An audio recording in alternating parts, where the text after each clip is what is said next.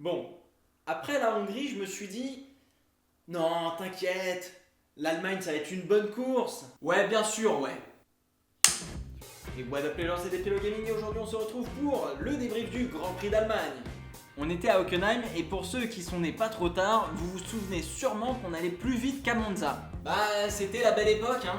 Et théâtre de la première victoire de Rubens Barrichello, parti 18ème avec une stratégie de pneus improbable sur la fin.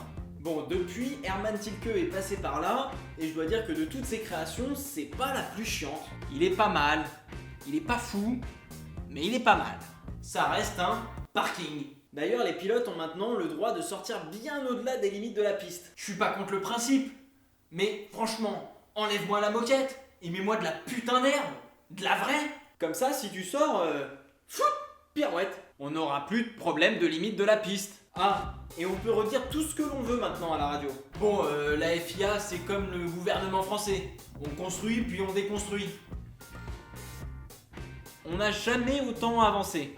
Bon, les qualifs, j'ai pas suivi parce que je déménageais.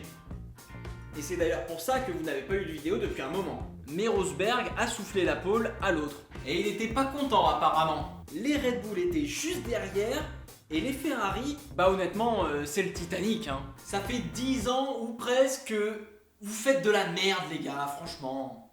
la course. Rosberg s'est endormi au départ, tout comme ceux qui partaient de la gauche de la piste. Hamilton prend le meilleur et Verstappen fait un droite-gauche avant de reprendre l'extérieur sur Daniel au turn 1. Et Rosberg se retrouve 4.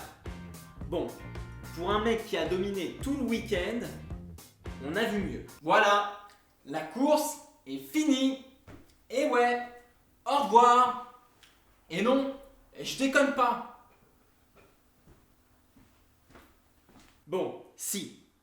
L'autre FDP de Verstappen a décidé de casser les murs. J'explique. Nico revient comme une fusée dans la parabolique, se décale bientôt et entame son freinage.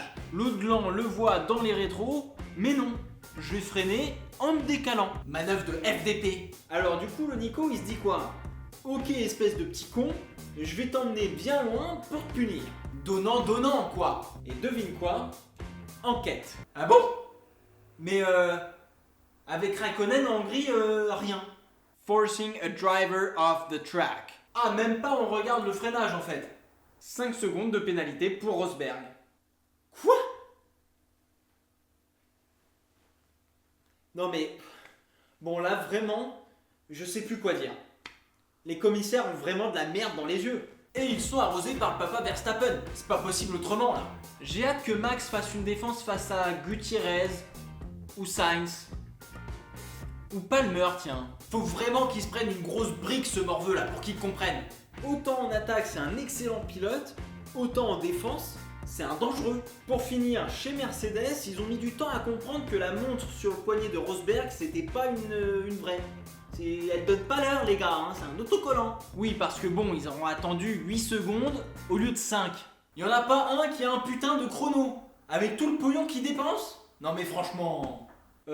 On en parle de Sébastien qui relâche l'effort à un tour de l'arrivée. Ah, c'est passé inaperçu en direct, hein.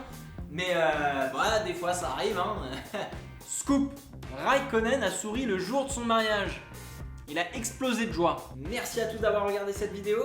Avec le déménagement, on a pris un sacré retard, mais je compte bien le combler. N'hésitez pas à lâcher des likes et des commentaires sur la vidéo. On se retrouve sur Twitter, sur Facebook et sur YouTube pour parler F1. Et en attendant, portez-vous bien. Ciao ciao.